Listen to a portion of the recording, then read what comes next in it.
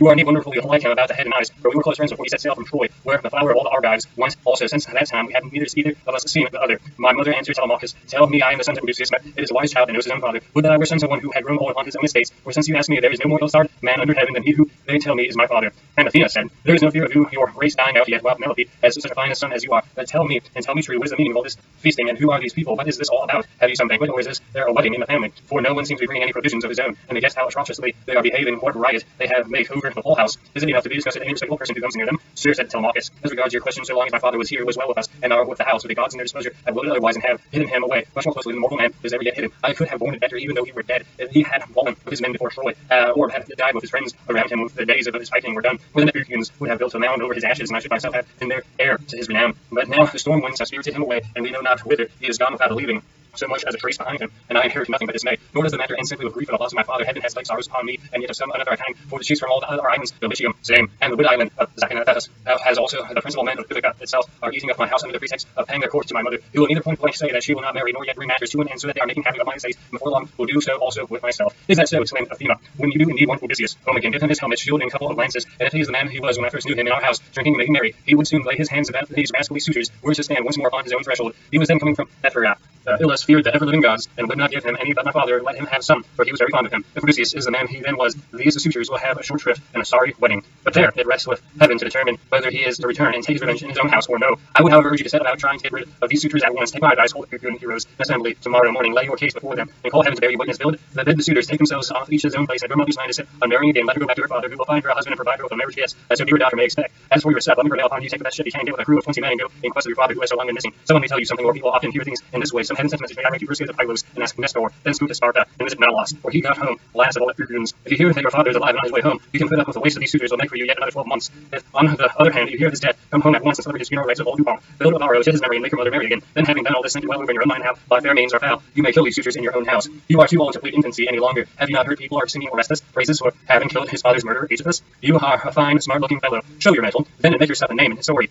Now, however, I must go back to my ship, to my crew, who will be impatient if I keep them waiting longer. Think the matter over for yourself, and remember what I have said to you. Sir, answered Telemachus, it has been very kind of you to talk to me in this way, as though I were your own son, and I would do all you tell me. I know you want to be getting on with your voyage, but stay a little longer till you have taken a bath and refreshed yourself. I will then give you a present, and then shall go on your way rejoicing. I will give you one of the great beauty and value, a keepsake such as only dear friends give to one another. Athena answered, do not try to keep me, for I will be on my way at once. As for any present you may dispose to make me, keep it till I come again, and I will take it home with me. You shall give me a very good one, and I will give you one of no less value in return. With these words she flew away like a bird into the air, but as she had given Telemachus courage, and had made him think more than ever about his father, he felt the change, wondered at it, and knew that the stranger had been a god. So he went straight to where the suitors were sitting. Phemius was still singing in her ears, sat wrapped in silence as they told the sad tale of the return from Troy, and the bills Athena had played upon the Epicureans. Penelope, daughter of Icarus, heard his song from her room upstairs, and came down by the great staircase, not alone, but attended by two of her handmaids. When she reached the suitors, she stood by one of the bearing posts and supported the roof at the cloisters with a spade, maiden on her either side of her. She held a veil, moreover, before her face, and was weeping bitterly. Phemius, she cried, do you know how many another feat of gods and heroes such as poets love to celebrate? Sing, suitors, come one of these, and let them drink their wine in silence, but cease the sad tale, for it breaks my sorrowful heart and reminds me of my lost husband, whom I mourn ever without ceasing, and whose name was great over all Hellas and middle Argos.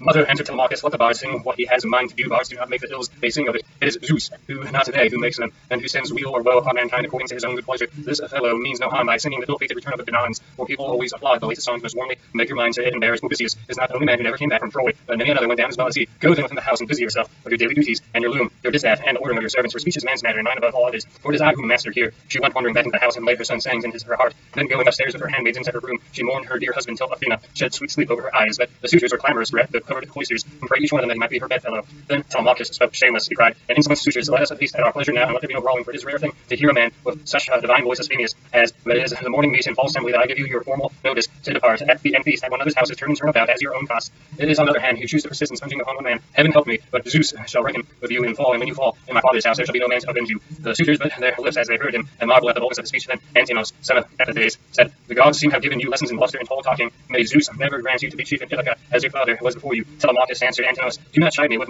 God willing, I will be chief too, if I can. Is there the worst fate you can think of for me? It is no bad thing to be a chief, for it brings both riches and honor. Still, now that Odysseus is dead, there are many great men in Ithaca, both old and young, and some other may take the lead among them. Nevertheless, I will be chief in my own house, and will rule those whom Odysseus has won for me. Then Eurymachus, son of Polybus, answered, it rests with the heaven to decide who shall be chief among us, but you shall be master in your own house, and over your own possessions. While there is a man in Ithaca, no one shall do violence nor rob you. And now, my good fellow, I want to know about the stranger. What country does he come from? Of what family is he? And where is his estate? Has he brought you news about the return of your father, or was he on the business of his own? You seem to well to do new man that he hurried off so suddenly that he was gone in a moment before we could get to know him. My father is dead and gone, answered Telemachus, and even if some rumor reaches me, I put no more faith in it now. My mother does indeed sometimes send for a soothsayer and question him, but I get his prophesying no heed. As for the stranger, he was Menesis, son of Anchialus, chief of the Taphions, an old friend of my father's, but in the heart he knew that it had been the gods. The suitor had then returned to their singing and dancing until the evening, and when night fell upon them, their pleasuring, they went home to bed in each of his own abode. Telemachus' room was high up in the tower, looks on to the outer court. Hither then he hied, brooding and fallen of thought. The good woman Euryclea, daughter of Ops, son of Pisenor, went before him with a couple of blazing torches. Laertes had brought her with his own money. When she was quite young, he gave the worth of 20 oxen for her, and showed as much respect to her and his household as he did to his own wedded wife. And that he did not take her to his bed, for he feared his wife's resentment.